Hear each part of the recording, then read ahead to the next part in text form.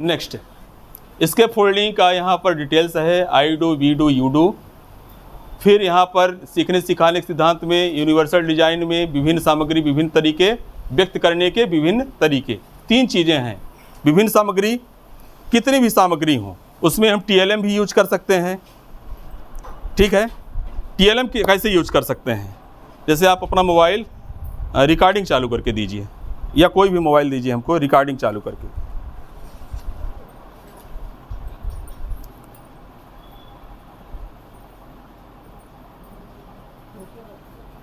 नहीं, audio recording, या ऐसे ही दे दीजिए, हाँ वो वीडियो में ही चल जाएगा। ये देखिए ऐसे रिकॉर्डिंग है। ठीक है, अब यहाँ पर मोबाइल हम क्लासरूम में रख करके एक छोटा सा उदाहरण बोल रहे हैं, उसके बारे में, किसके बारे में? TLM के बारे में। TLM कितने प्रकार के होते हैं? Audio, video and video visual. आ रहा है समझ में? इतने छोटे पाठ कर दिया है। जैसे मान लीजिए कि यह है पाठ है हमारा। अब आप मोबाइल खोल लिए, यहाँ पर बोलिए Bala and Savita are friends, they are in class 3, Bala lives in Sonpur with her parents. एक बार इसको हम बोल करके बच्चों को सुना सकते हैं। फिर थोड़ी देर के लिए मैं बोलूँगा, आपको बोलना है। Bala and Savita are friends, they are in class 3। अब थोड़ा सा रुकिएगा, अब मैं बोलूँगा केवल, आप मत बोलिएगा। Bala and Savita are friends, they are in class 3। अब ये जो लास्ट वाला है, इसको जब हम चालू करेंगे, Bala and Savita are friends, they are in class 3। अब देखिए एक बार हमने मेहनत कर लिया, बच्चों के साथ आप स्टार्ट करेंगे। अब जो मोबाइल बोलेगा इसके बाद आपको बोलना है। Bala and Savita are friends, they are in class 3। अब मैं ये कहता हूँ कि एक बार रिकॉर्डिंग कर लीजिए, बढ़िया कुर्सी में बैठ जाइए और मोबाइल से ही कह दीजिए कि ये जब बोलेगा बीच में दोहराना है, पॉज रहेगा फिर बोलेगा। मैं कहाँ कर रहा हूँ कि आप कहते हैं कि मैं थक जाता हूँ, केवल आपको एक्टिविटी करना है। तो मैं इसको TLM के रूप में यूज कर रहा हूँ। जब इसको आप 1 घंटे तक कराएंगे, 1 घंटे देखिए आप मेहनत नहीं कर रहे हैं। अब इसको मैं बार बार चालू करूँगा, बार बार बुलवाऊँगा। It is an example. ठीक है, तो बच्चे जब बार बार बोलेंगे और करेंगे तो आपकी थकान भी नहीं होगी। विभिन्न सामग्री, विभिन्न तरीके व्यक्त करने के, विभिन्न तरीके, मतलब इसे बहुत सारी चीज़ें हैं। हम क्लासरूम में कई प्रयोग करते हैं। जैसे मान लीजिए कि एक बार हमको साइंस मैथमेटिक्स क्लास में 12th में भेज दिया गया, पढ़ाना है, तो हम कुछ स्पेशल चीज़ें बताने लगे। छोटे बच्चों को मान लीजिए भेज दिया गया, हमारी सब्जेक्ट नहीं है, तो एक टीचर होशियार है तो कह दिए कि इस पेज में कितने जो है तो ए हैं, गिनो। तो लड़के ए गिन रहे हैं। अब जब गिन रहे हैं तो क्या कर रहे हैं? सीख रहे हैं और खेल भी रहे हैं। कोई बताएगा 8, कोई बताएगा 10, तो 8 वाला फिर से गिनेगा। एक तरीका हुआ ये अल्फ़ाबेट्स पहचानने का। आपके पास अखबार आते हैं, स्कूल में ले जाइए, बढ़िया रद्दी के भाव खरीद लीजिए, बोलिए जितने क हैं गोला लगाना है, जितने ख हैं गोला लगाना है। TLM का यूज करिए, बहुत सारे TLMs हैं। आप पिक्चर कार्ड बना लीजिए, बने बनाए हैं। मतलब इतने तरीके हैं सिखाने के, जितने तरीके हो सकते हैं। ये विंडो है, इसमें कितने जो है ग्रिल्स लगी हुई हैं, उनको काम दे दिए, वो गिनेंगे इसको। आकार में गणित में बताएंगे, आयत और वर्ग बता सकते हैं इसको लेकर के, कुछ आकृतियों को, इसको हम बोलेंगे। ठीक है, विभिन्न प्रकार हैं सीखने। अब यह है कि आपको सोचना पड़ेगा सिखाने के लिए। अब बहुत स्टार्टिंग यहाँ से, जैसे मैं बोलूँ कि मैं बैठा हूँ, इसकी इंग्लिश क्या होगी, कोई बता दे? मैं बैठा हूँ, सिंपल सा सेंटेंस है।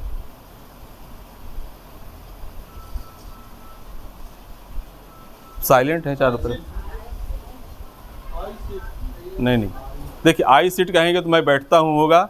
इसकी इंग्लिश होगी अब बच्चे तो बता देते होंगे स्कूल में, उसको आई एम सिटिंग बोलते हैं, I am standing, I am teaching, ठीक है ना।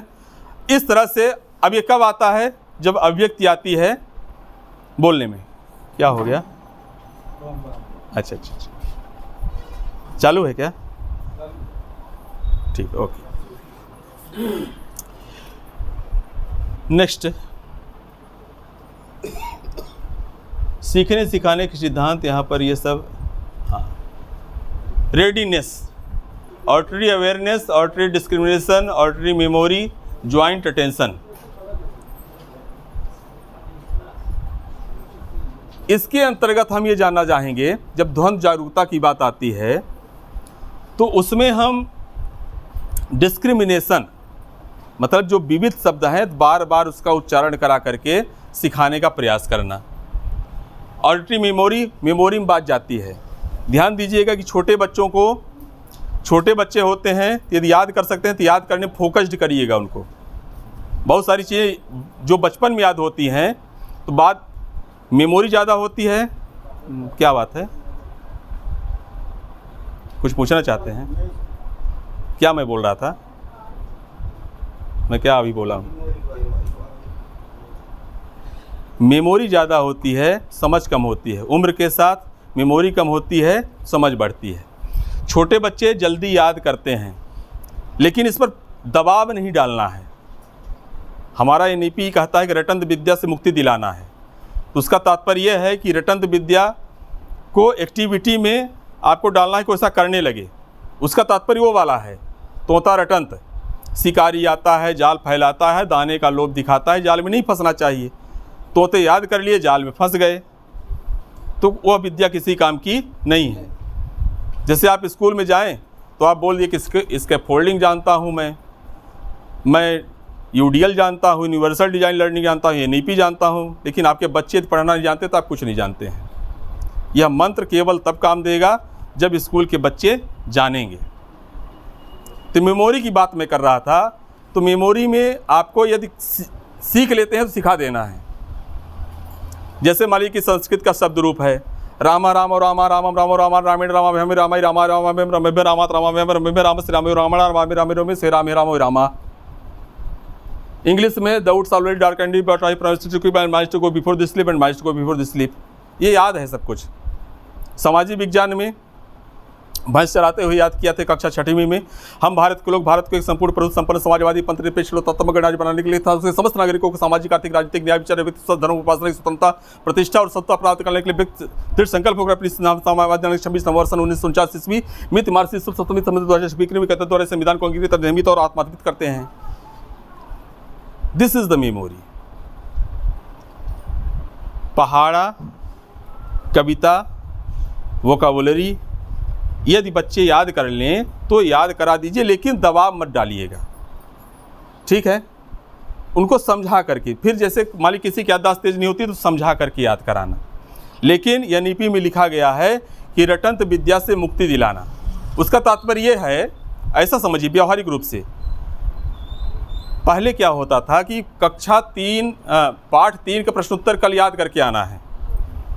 अब लड़के आ गए, जिसको याद नहीं है तो फिर पनिशमेंट मिलता था। उस पनिशमेंट के डर के कारण स्कूल कम आते थे। अब उस पर जाइए कि कक्षा मतलब पाठ 3 को समझाना है और उसके जो प्रश्न उत्तर हैं, तो प्रश्न उत्तर जब वो पाठ समझ जाएगा तो उसके उत्तर ऑटोमेटिक वह जानेगा। मतलब समझ पर ज़्यादा फोकस करना है।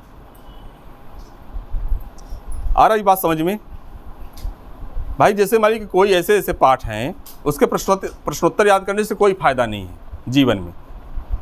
उससे अच्छा तो यह है कि प्रश्न का उत्तर कैसे बनाया जाता है। जैसे मान लीजिए कि इंग्लिश में पास होने के लिए इंग्लिश के क्वेश्चन आंसर याद करते हैं बच्चे।